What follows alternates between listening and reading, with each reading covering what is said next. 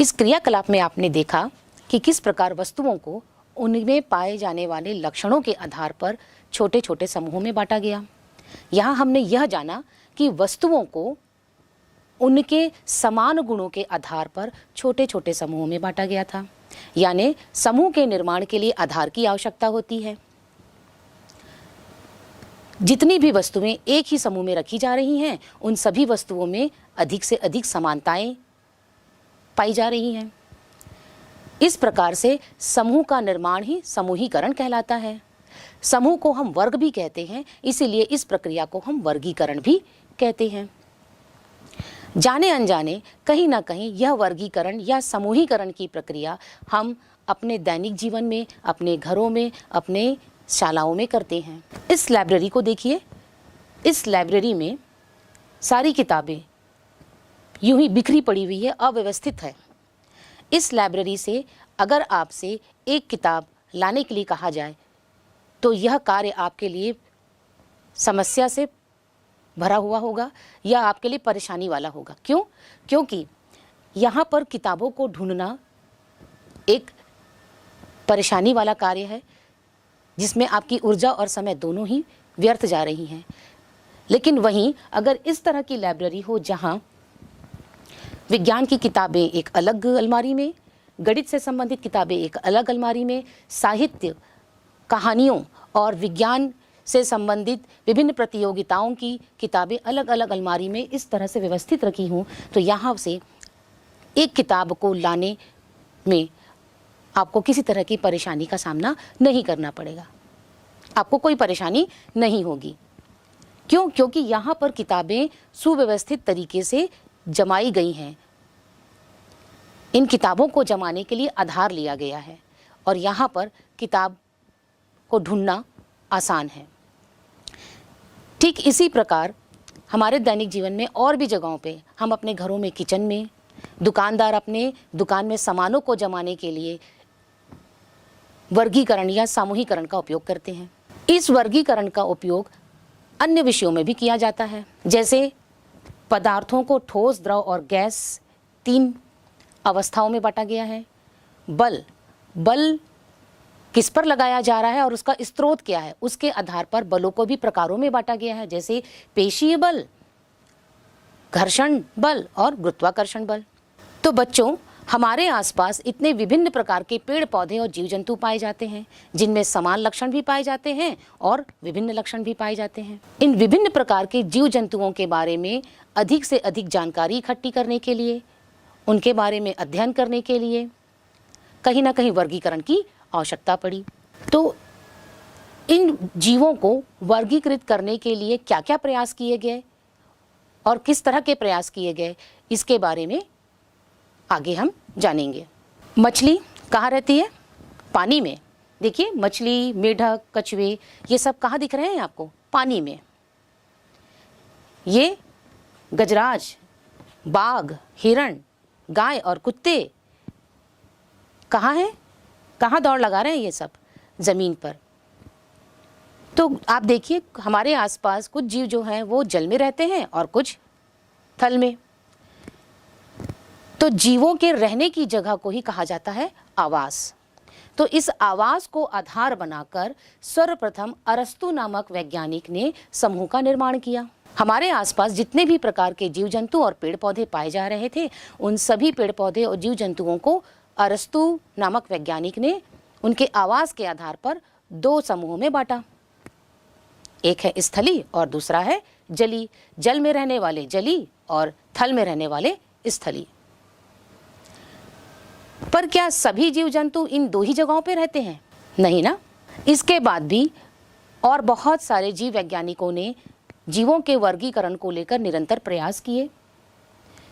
समय समय पर विभिन्न प्रकार के कार्य भी किए गए, पर इनके बारे में कोई भी जानकारी उपलब्ध नहीं है।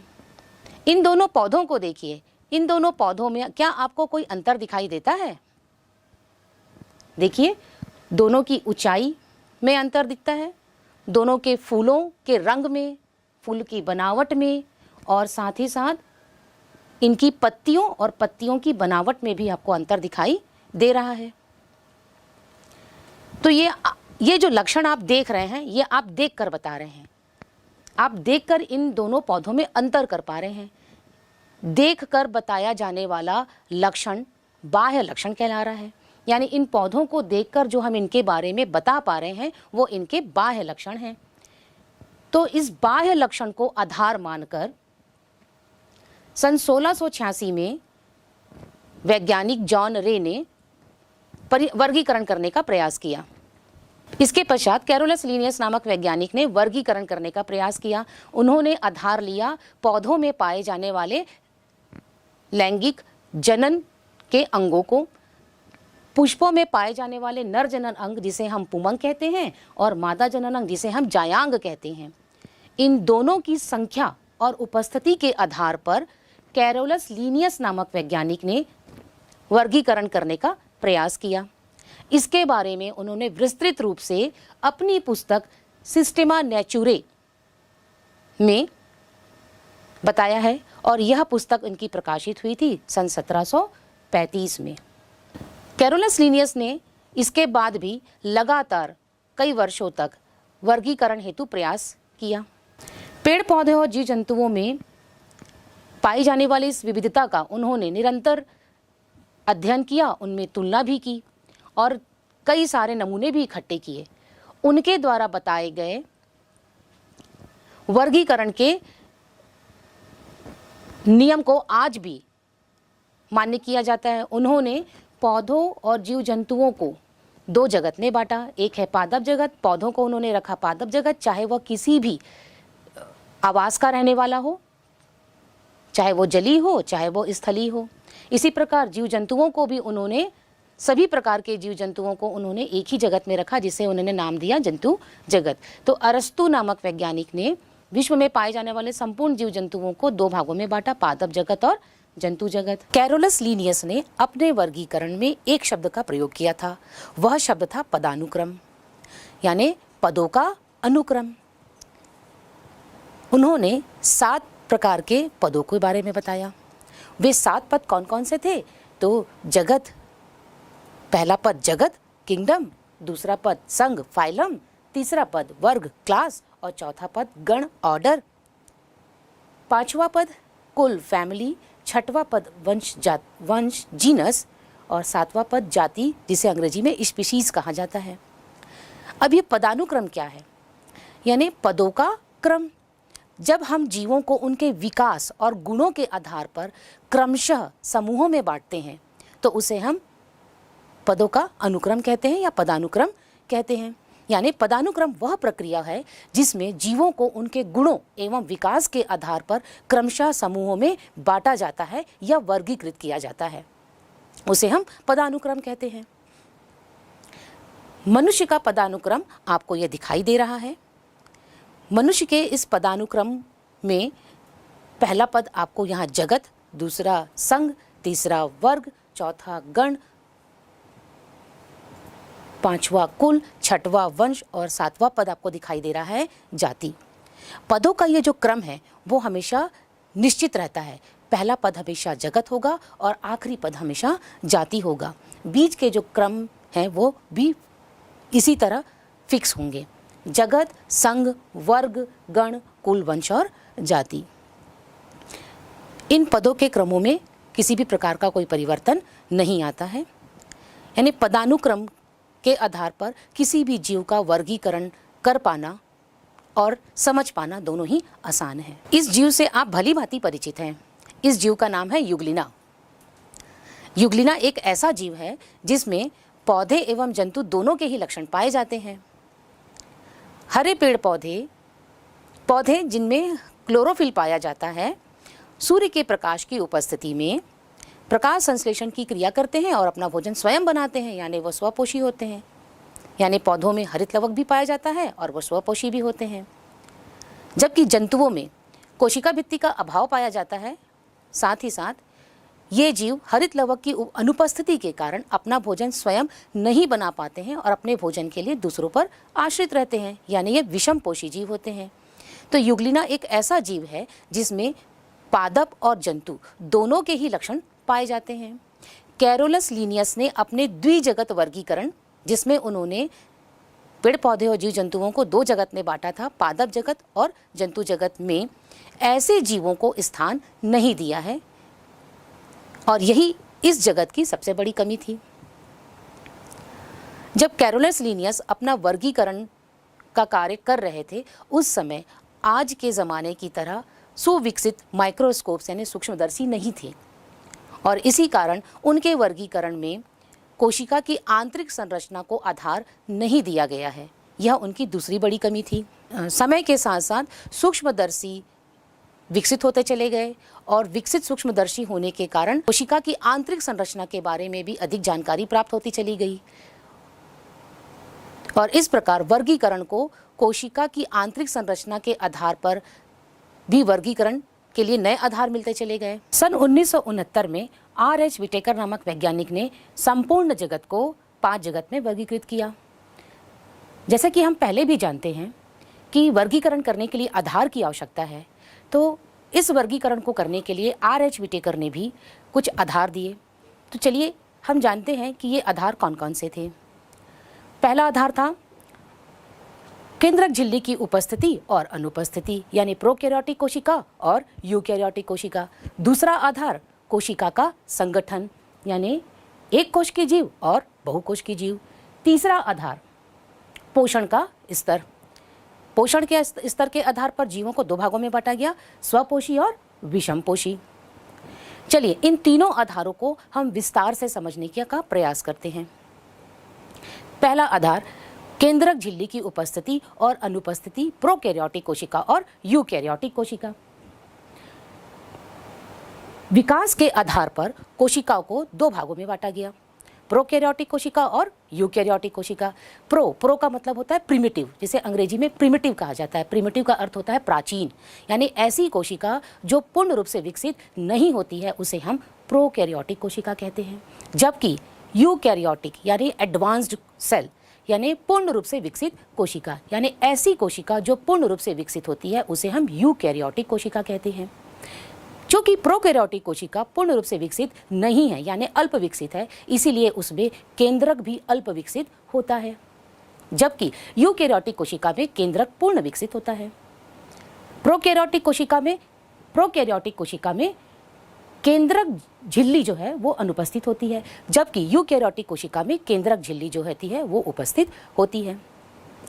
प्रोकैरियोटिक कोशिका जो है उसमें विभिन्न प्रकार के कोशिकांग जैसे mitochondria, Golgi body, endoplasmic reticulum, रिक्तिकाएं या लवक ये सभी अनुपस्थित होते हैं, जबकि यूकैरियोटिक कोशिका में गोल्जी बॉडी, एंडोप्लाज्मिक रेटिकुलम जिसे हम हिंदी में अंतःपद्रवी जालिका भी कहते हैं, हरित लवक, रिक्तिकाएं, माइटोकॉन्ड्रिया ये सारे कोशिकांग उपस्थित होते हैं, परंतु लवक यानी क्लोरोफिल जो होता है वो केवल पादप कोशिका में पाया जाता है। प्रोकैरियोटिक कोशिका जो है उसमें केंद्रक झिल्ली अनुपस्थित होती है, जबकि यूकैरियोटिक कोशिका में केंद्रक झिल्ली उपस्थित होती है। प्रोकैरियोटिक कोशिका में रिक्तिकाएं जो होती है वो अनुपस्थित होती हैं, जबकि यूकैरियोटिक कोशिका में रिक्तिकाएं जो होती हैं वो उपस्थित होती हैं। बच्चों, प्रोकैरियोटिक कोशिका और यूकैरियोटिक कोशिका में अंतर लिखने के लिए परीक्षा में प्रश्न पूछा जाता है। इन अंतरों को अगर आप बहुत अच्छे से समझ पाते हैं तो इन अंतरों को आप आसानी से लिख पाएंगे। बस आपको इस बात को ध्यान रखना है, प्रो का मतलब होता है पुराना और यू का मतलब होता है एडवांस यानी नया। प्रो मतलब पुरानी यानी अल्प विकसित, यू मतलब एडवांस यानी पूर्ण विकसित। इस छोटे से ट्रिक की सहायता से आप प्रोकैरियोटिक कोशिका और यूकैरियोटिक कोशिका को अच्छी तरह से समझ पाएंगे और अंतर को लिख पाएंगे। चलिए अब आ जाते हैं दूसरा आधार। जो दूसरा आधार इस वर्गीकरण के लिए लिया गया था वो था संगठन का स्तर। संगठन का क्या अर्थ है? संगठन का मतलब होता है जोड़ना। संगठन का मतलब होता है जोड़ना, है ना। आप पहले भी जान चुके हैं, ये भली भांति इस बात से परिचित हैं कि जो हमारा शरीर है ये पूरा शरीर छोटी छोटी कोशिकाओं से मिलकर बना है। हमारा जो शरीर है इस शरीर का आधारभूत इकाई कौन है? कोशिका। जिस प्रकार से घर बनाने के लिए आधारभूत इकाई कौन होता है? ईंट होती है। ठीक उसी प्रकार से जीव के शरीर का निर्माण करने के लिए आधारभूत और क्रियात्मक संरचनात्मक जो इकाई होती है वो होती है कोशिका।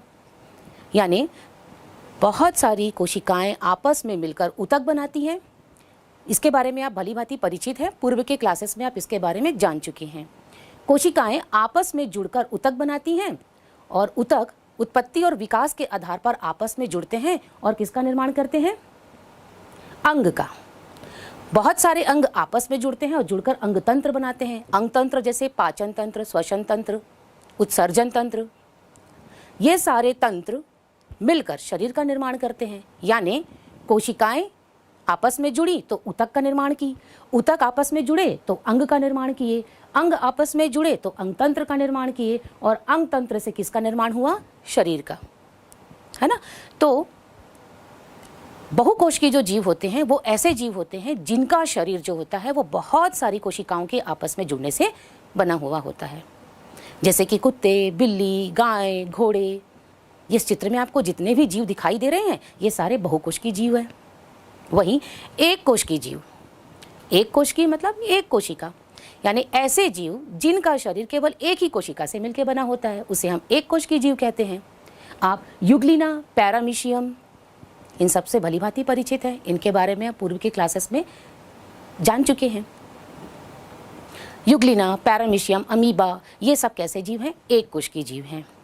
चूंकि इनका शरीर एक ही कोशिका से बना हुआ होता है इसलिए यह एक कोशिका ही सारे जैविक क्रियाएं करती हैं। जैविक क्रिया मतलब पाचन, श्वसन, उत्सर्जन, यानी उस जीव के जितने भी कार्य हैं वो सारे कार्य उस एक ही कोशिका के द्वारा संपादित किए जाते हैं।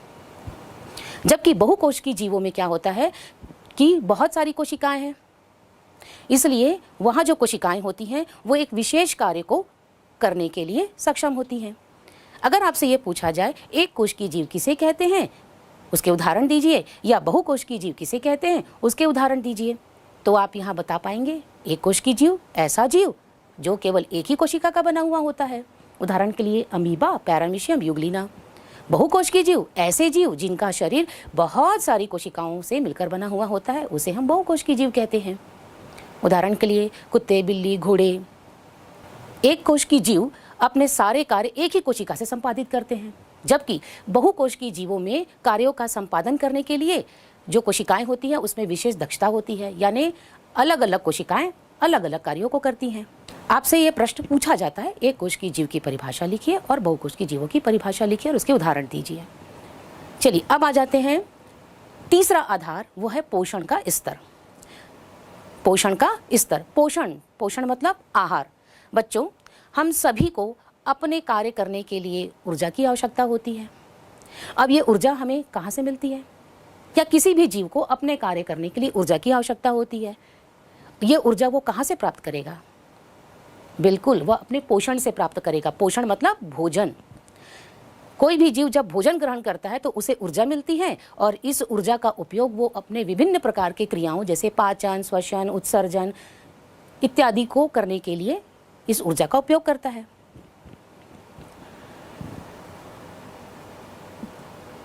और इस पोषण के आधार पर जीवों को दो भागों में बांटा गया है, एक है स्वपोषी और दूसरा है विषमपोषी। स्वपोषी नाम से स्पष्ट है बच्चों, स्वपोषी, स्व मतलब स्वयं, पोषी मतलब पोषण, यानी ऐसे जीव जो स्वयं का पोषण करते हैं उसे हम स्वपोषी जीव कहते हैं। हमारे आसपास इतने विभिन्न प्रकार के पेड़ पौधे पाए जा रहे हैं, इतनी विविधता लिए हुए पेड़ पौधे हैं जो जलीय भी हैं, स्थलीय भी हैं, मरुस्थलीय भी हैं। इन सभी पेड़ पौधों में हरे रंग का पदार्थ यानी लवक पाया जाता है जिसे हम क्लोरोफिल कहते हैं। ये क्लोरोफिल जो है इसकी उपस्थिति में ये हरे पेड़ पौधे सूर्य के प्रकाश में प्रकाश संश्लेषण की क्रिया करते हैं और प्रकाश संश्लेषण की क्रिया करके वो भोज्य पदार्थों का निर्माण करते हैं। उनके द्वारा बनाए गए भोज्य पदार्थों को संपूर्ण जगत के दूसरे जीव भी उपयोग में लाते हैं। यानी हमारे आसपास जितने भी प्रकार के ये पेड़ पौधे पाए जा रहे हैं ये सभी पेड़ पौधे स्वपोषी हैं, क्योंकि ये अपना भोजन स्वयं निर्मित करते हैं।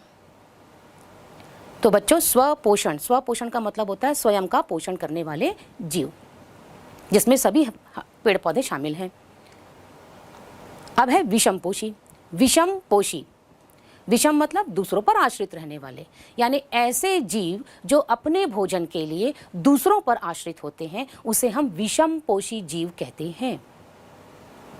हम अपने भोजन के लिए, हम स्वयं मनुष्य भी अपने भोजन के लिए दूसरों पर आश्रित हैं, जैसे कि पेड़ पौधों पर। कुत्ते, बिल्ली, गाय, ये सब ऐसे जीव हैं जो अपने भोजन के लिए पेड़ पौधों पर आश्रित हैं।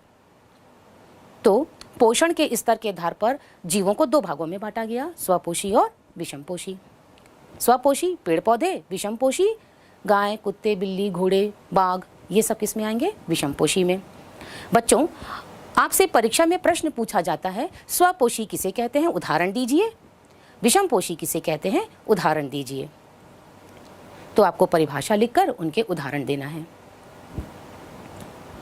तो इस प्रकार से R.H. विटेकर जी ने संपूर्ण जगत को 5 जगत में बांटा।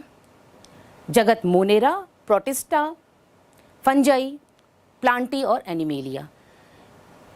और इस 5 जगत को बांटने के लिए उन्होंने इन आधारों को लिया, जिनके बारे में हमने अभी चर्चा की।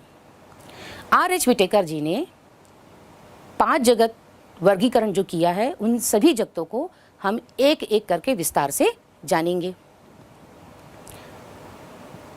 बच्चों, हमारे आसपास जितने भी पेड़ पौधे और जीव जंतु पाए जाते हैं, वो सभी कैसे हैं? सजीव हैं।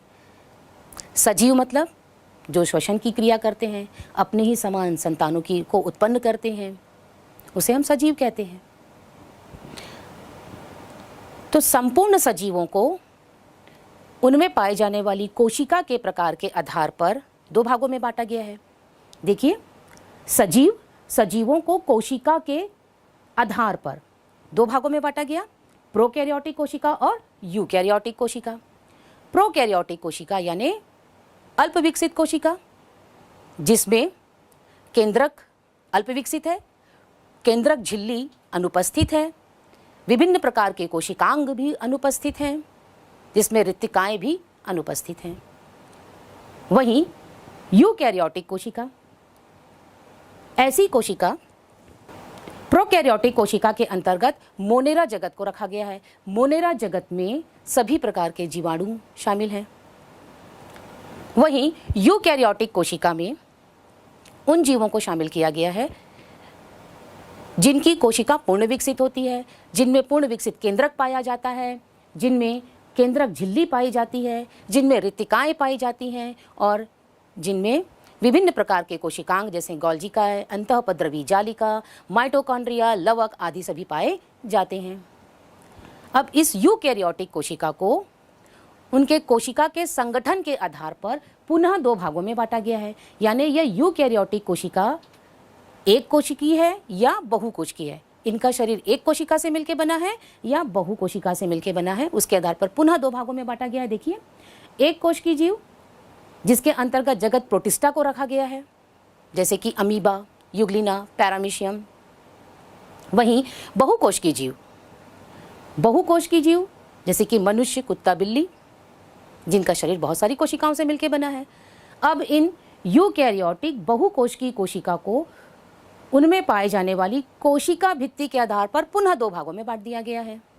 कोशिका भित्ति जिसमें पाई जा रही है और कोशिका भित्ति जिसमें नहीं पाई जा रही है। यानी कोशिका भित्ति जिसमें पाई जा रही है तो उन जीवों को भी पुनः 2 भागों में बांट दिया गया है। यानी ऐसे जीव जो प्रकाश संश्लेषण की क्रिया कर सकते हैं और एक ऐसे जीव जो प्रकाश संश्लेषण की क्रिया नहीं कर सकते हैं। प्रकाश संश्लेषण की क्रिया करने वाले जो जीव हैं वो कौन है? प्लांटी। तो उन्हें रखा गया है प्लांटी में। जो प्रकाश संश्लेषण की क्रिया नहीं कर सकते हैं उन्हें रखा गया है जगत फंजाई में। इन सभी जगत के बारे में बच्चों अभी हम विस्तार से चर्चा करेंगे। बहुकोशिकीय जीव जिसमें कोशिका भित्ति नहीं पाई जा रही है, उसके अंतर्गत जगत एनिमेलिया को रखा गया है। जगत एनिमेलिया मतलब जीव जंतुओं का समूह, जैसे कि मछली। तो आप देख रहे हैं यहाँ पे सजीवों को 2 भागों में बांटा गया। किसके आधार पर? कोशिका के आधार पर। प्रोकैरियोटिक कोशिका और यूकैरियोटिक कोशिका।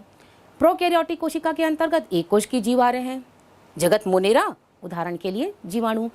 यूकैरियोटिक कोशिका को पुनः कोशिका के संगठन के आधार पर 2 भागों में बांटा गया है, एक कोशिकी और बहुकोशिकी। एक कोशिकीय जीवों में प्रोटिस्टा को रखा गया है, जगत प्रोटिस्टा, जिसके अंतर्गत अमीबा आते हैं। बहुकोशिकीय जीवों को कोशिका भित्ति की उपस्थिति के आधार पर 2 भागों में बांट दिया गया है, कोशिका भित्ति उपस्थित और कोशिका भित्ति अनुपस्थित। कोशिका भित्ति जब उपस्थित है तो उन्हें फिर दो भागों में बांट दिया गया है, प्रकाश संश्लेषण कर पाने वाले और प्रकाश संश्लेषण नहीं कर पाने वाले। प्रकाश संश्लेषण कर पाने वाले हैं तो उसे जगत प्लांटी में रख दिया गया है, प्रकाश संश्लेषण नहीं कर सकते हैं तो उसे जगत फंजाई में रख दिया गया है। और जो कोशिका भित्ति रहित हैं, जिसमें कोशिका भित्ति नहीं पाई जा रही है, उसे जगत एनिमेलिया में रख दिया गया है, जैसे कि आप इस चित्र में देख पा रहे हैं। बच्चों, R.H. विटेकर जी ने जो अपना वर्गीकरण दिया था, यह जो वर्गीकरण था बहुत अधिक सरल, विकसित और सुव्यवस्थित था। इसके पहले भी बहुत सारे वर्गीकरण करने के प्रयास किए गए थे। उन पूर्व के सभी वर्गीकरण से यह वर्गीकरण अत्यधिक सरल था और सुविकसित और व्यवस्थित था। तो चलिए आइए जानते हैं एक एक करके कि इन जगत की कौन कौन सी विशेषता थी। R.H. विटेकर जी ने जो 5 जगत लिए थे वो 5 जगत क्रमशः हैं जगत मोनेरा, जगत प्रोटिस्टा, जगत फंजाई, जगत प्लांटी और जगत एनिमेलिया। जगत मोनेरा, इसके अंतर्गत ऐसे जीवों को शामिल किया गया है जो कैसे हैं, एक कोश की हैं। एक कोश की मतलब इन जीवों का शरीर एक ही कोशिका से मिलकर बना है, यानी ये जो जीव हैं वो सारी क्रियाएं एक ही कोशिका से संपादित करते हैं। दूसरा, इसमें जो उपस्थित जीव हैं उनमें केंद्रक झिल्ली अनुपस्थित है, यानी ये कैसे जीव हुए, प्रोकैरियोटिक, जैसे कि हम पहले भी चर्चा कर चुके हैं। प्रोकैरियोटिक जीव यानी ऐसे जीव जिनमें कोशिका अल्प विकसित है। अल्प विकसित है मतलब उसमें केंद्रक भी अल्प विकसित होगा और केंद्रक झिल्ली भी कैसी होगी, अनुपस्थित होगी। इसलिए जगत मोनेरा के जितने भी जीव हैं उनमें केंद्रक झिल्ली जो है वो अनुपस्थित है और वो कैसे हैं, प्रोकैरियोटिक जीव हैं। इसके अंतर्गत जितने भी जीव हैं वो सब कैसे हैं, स्वपोषी हैं और विषमपोषी हैं, यानी ये अपने भोजन के लिए दूसरों पर आश्रित भी हैं और अपने भोजन का निर्माण भी स्वयं भी कर सकते हैं, यानी इसमें दोनों ही प्रकार के जीवों को शामिल किया गया है। जगत मोनेरा की एक विशेषता है, जो मुख्य विशेषता है, इस जगत के सभी जीवों में कोशिका भित्ति पाई जाती है और इनकी जो कोशिका भित्ति है वो पेप्टिडोग्लाइकेन की बनी हुई होती है। पेप्टिडोग्लाइकेन यानी प्रोटीन और कार्बोहाइड्रेट की बनी हुई कोशिका भित्ति। बच्चों, हम जो 5 जगत का अध्ययन कर रहे हैं इसमें से जगत प्लांटी में भी कोशिका भित्ति पाई जाती है। जगत मोनेरा और जगत प्लांटी दोनों के कोशिका भित्ति में अंतर है। जगत मोनेरा के अंतर्गत पाए जाने वाले जीवों में जो कोशिका भित्ति पाई जा रही है वह कोशिका भित्ति पेप्टिडोग्लाइकेन की बनी है, जो इस जगत के जीवों की मुख्य विशेषता है। आपसे यह पूछा जाता है दोनों जगत के कोशिका भित्ति में क्या अंतर है, तो आप इस बात को अच्छे से समझ गए होंगे। जगत मोनेरा के अंतर्गत जो जीव आते हैं जो आपको यहाँ दिखाई दे रहे हैं, जीवाणु जिसके अंतर्गत ई कोलाई आ रहा है, एनाबीना जिसे कि हम साइनोबैक्टीरिया भी कहते हैं, ये जीव जो हैं वो जगत मोनेरा के सदस्य हैं। अब आते हैं जगत प्रोटिस्टा। दूसरा जगत है जगत प्रोटिस्टा। जगत प्रोटिस्टा के अंतर्गत भी जितने भी जीव आते हैं वो सभी कैसे हैं, एक कोश की हैं। जैसे कि मैं आपको पूर्व में बता चुकी हूँ, एक कोश की जीव यानी अपने संपूर्ण जैविक क्रियाएं वो एक ही कोशिका के माध्यम से करेंगे। दूसरा, इस जगत के जो जीव है वो केंद्रक झिल्ली सहित पाए जाते हैं। सहित मतलब ये पूर्ण विकसित कोशिका है, यानी ये कोशिका कैसी है, यूकैरियोटिक कोशिका है। यूकैरियोटिक कोश की जीव हैं और इसमें केंद्रक झिल्ली पाई जाती है, यानी इसमें केंद्रक भी पाया जाएगा। इस जगत के अंतर्गत जितने भी जीव पाए जाएंगे वो सब कैसे हैं, स्वपोषी भी हैं और विषमपोषी भी, यानी ये अपना भोजन स्वयं भी निर्मित कर सकते हैं और अपने भोजन के लिए दूसरों पर निर्भर भी करते हैं। इसके अंतर्गत अमीबा, पैरामीशियम, युग्लिना, एंटमीबा इत्यादि जीव आते हैं। इन सभी जीवों को आप नाम से भी जानते हैं और इनके बारे में आप पूर्व की कक्षाओं में भी पढ़ चुके हैं कि ये बहुत छोटे जीव हैं, सूक्ष्म जीव हैं जिन्हें हम आंखों से देख नहीं सकते हैं, यानी ये एक कोश की जीव हैं। बच्चों, अभी तक हमने 2 जगत के बारे में चर्चा की, जगत मोनेरा और जगत प्रोटिस्टा। इन दोनों जगत में मुख्य अंतर क्या है? अगर आपसे कोई ये पूछे कि जगत मोनेरा और जगत प्रोटिस्टा में मुख्य अंतर क्या है तो आप क्या बताएंगे? आइए, अभी हमने पढ़ा जगत मोनेरा जगत मोनेरा के जो जीव होते हैं वो प्रोकैरियोटिक होते हैं, जबकि जगत प्रोटिस्टा के जो जीव होते हैं वो यूकैरियोटिक होते हैं। जगत मोनेरा के जो जीव हैं उसमें केंद्रक झिल्ली नहीं पाई जाती है, जबकि जगत प्रोटिस्टा के जीवों में केंद्रक झिल्ली पाई जाती है। दूसरा अंतर। तीसरा, जगत मोनेरा के जीवों में कोशिका भित्ति पाई जाती है, और ये कोशिका भित्ति किसकी बनी है बच्चों? पेप्टिडोग्लाइकेन, प्रोटीन और कार्बोहाइड्रेट से बनी हुई है, जबकि जगत प्रोटिस्टा में कोशिका भित्ति नहीं पाई जाती है। ये मुख्य 3 अंतर हैं जो जगत मोनेरा को जगत प्रोटिस्टा से क्या करते हैं? अलग करते हैं। बच्चों, कई बार ये प्रश्न आपसे 2 या 3 नंबर में पूछा जाता है, जगत मोनेरा और जगत प्रोटिस्टा में अंतर लिखिए। चलिए आइए अब हम चलते हैं अगले जगत की तरफ, वो है जगत फंजाई। आपको चित्र में क्या दिखाई दे रहा है बच्चों? ये कुछ संरचनाएं दिख रही हैं आपको, धागे के समान सफेद सफेद कुछ संरचनाएं नजर आ रही हैं, है ना? इन संरचनाओं को आपने कहीं देखा है? बारिश के दिनों में या ऐसी जगहों पे जहां पर बहुत ज़्यादा नमी पाई जाती है। बारिश के दिनों में अधिकतर आपने चमड़े से बनी हुई विभिन्न वस्तुएं जैसे बैग, बेल्ट, जूते इत्यादि पर, या फिर नमी लगी हुई ब्रेड या रोटी पर, या फिर बहुत सारे खाद्य पदार्थ जैसे अचार के ऊपर आपने सफेद रंग की जालीदार संरचनाएं देखी होंगी। ये जालीदार संरचनाएं क्या हैं? इसे हम फफूंद कहते हैं, है ना? हम इसे फफूंद के नाम से जानते हैं। ये फफूंद ही कवक कहलाता है। इसे हिंदी में हम कवक कहते हैं और अंग्रेजी में इसे हम फंजाई कहते हैं। तो बच्चों, इस जगत में कवक और फंजाई जगत में ऐसे जीवों को शामिल किया गया है जिनका शरीर जो होता है वो धागे के समान पतली संरचनाओं से मिलकर बना हुआ होता है, या रेशेदार संरचनाओं से मिलकर बना हुआ होता है। ये जिसे हम तंतु कहते हैं। ये तंतुमय संरचनाएं जो होती हैं आपस में जुड़कर एक जाल के समान संरचना बनाती है, जिसे हम कवक जाल, हिंदी में कहते हैं कवक जाल, जिसे अंग्रेजी में माइसीलियम भी कहा जाता है।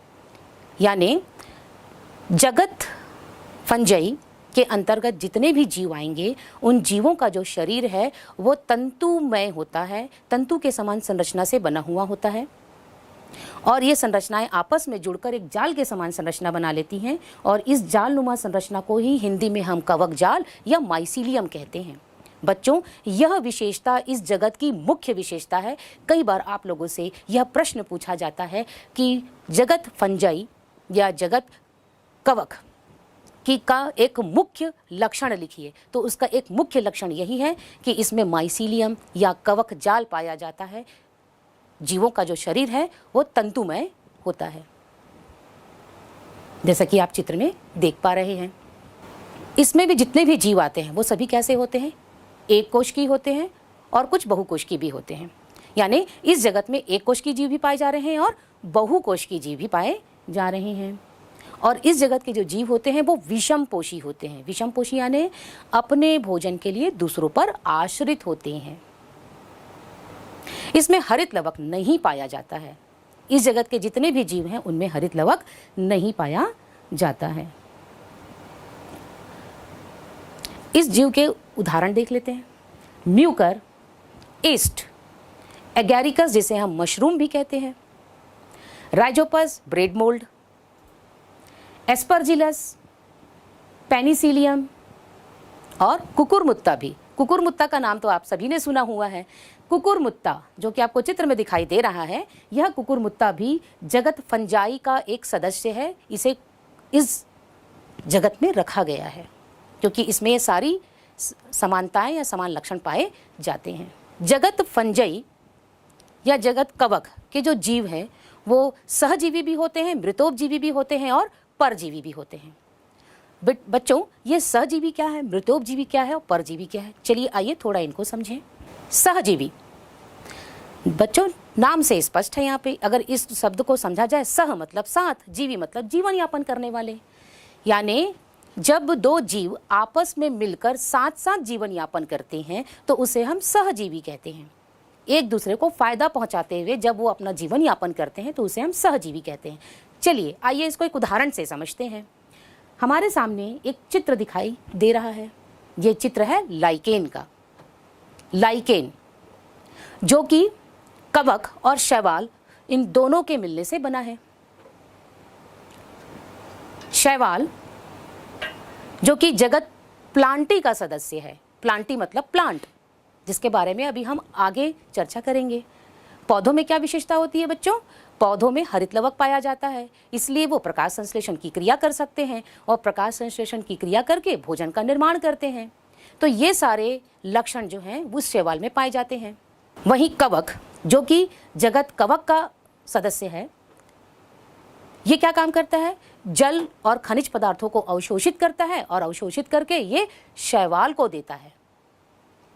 यहां शैवाल और कवक दोनों एक साथ इस प्रकार से रहते हैं, ऐसा लगता है जैसे दोनों एक ही जीव हैं और परस्पर एक दूसरे को क्या करते हैं? फायदे भी देते हैं। शैवाल जो है वो प्रकाश संश्लेषण की क्रिया कर रहा है और भोजन का निर्माण कर रहा है। वहीं कवक जो है वो जल और खनिज लवण को अवशोषित करके शैवाल को दे रहा है।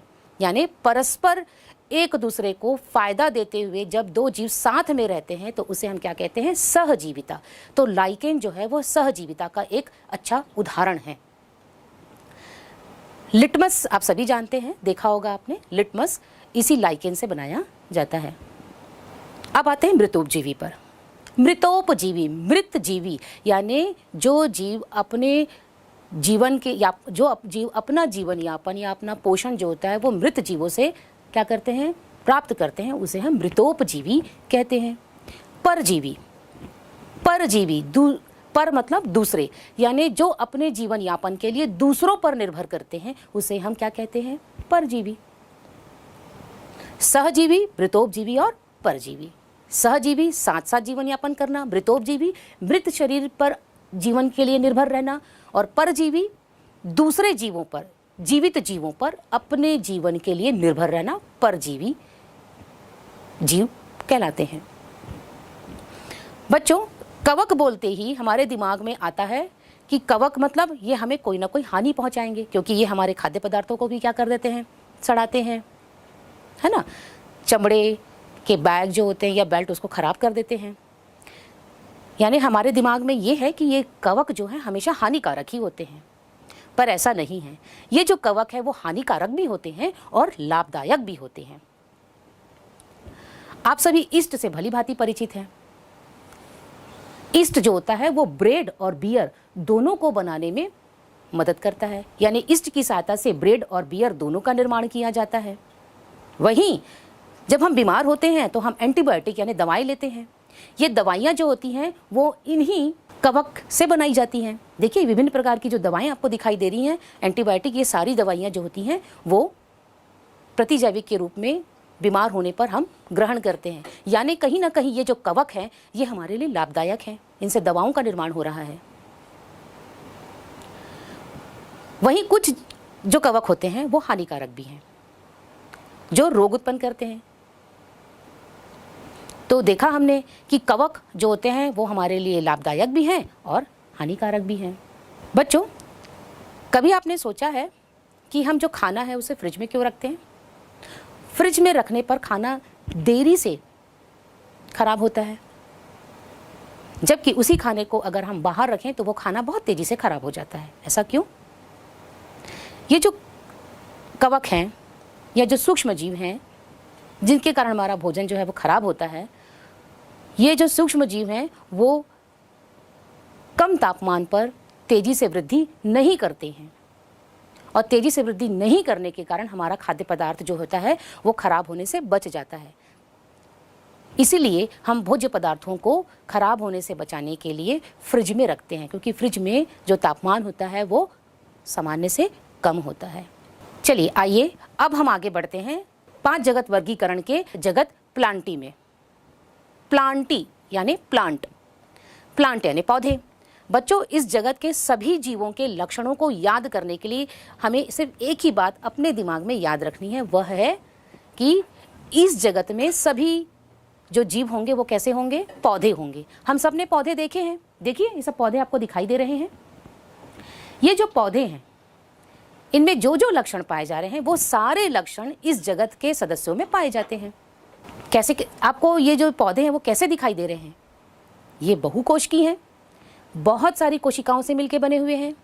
दूसरा, ये जो पौधे हैं वो यूकैरियोटिक हैं, बहुकोशिकीय हैं और यूकैरियोटिक हैं। यूकैरियोटिक है मतलब इनके अंदर जो कोशिकाएं पाई जा रही है वो कैसी हैं? पूर्ण विकसित हैं। पूर्ण विकसित है यानी इसमें पूर्ण विकसित केंद्रक भी पाया जाएगा और केंद्रक झिल्ली भी पाई जाएगी और अन्य कोशिकांग भी पाए जाएंगे, जैसे कि हम पूर्व में चर्चा कर चुके हैं। इनमें हरे रंग का एक पदार्थ पाया जा रहा है जिसे कि हम क्या कहते हैं? क्लोरोफिल या हरित लवक।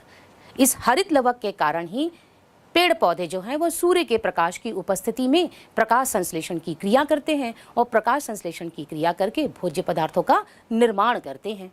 चूंकि ये भोज्य पदार्थों का निर्माण करते हैं इसलिए कैसे हैं? स्वपोषी जीव हैं। यानी जगत प्लांटी के अंतर्गत जितने भी जीव आएंगे वो कैसे होंगे? बहुकोशिकीय, यूकैरियोटिक, हरित लवक पाया जाएगा इनमें। ये प्रकाश संश्लेषण की क्रिया कर सकते हैं, भोज्य पदार्थों का निर्माण करते हैं, यानी ये कैसे हैं? स्वपोषी जीव हैं। इनमें कोशिका भित्ति भी पाई जाती है।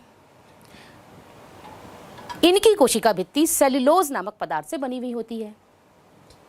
इसके पूर्व भी जगत मोनेरा में हमने पढ़ा था कि जगत मोनेरा के जितने भी जीव हैं उनमें भी कोशिका भित्ति पाई जाती है, परंतु उनकी जो कोशिका भित्ति है वो पेप्टिडोग्लाइकेन, प्रोटीन और कार्बोहाइड्रेट की बनी हुई होती है, जबकि जगत प्लांटी के अंतर्गत आने वाले सभी जीवों की जो कोशिका भित्ति है वह सेलुलोज की बनी हुई होती है।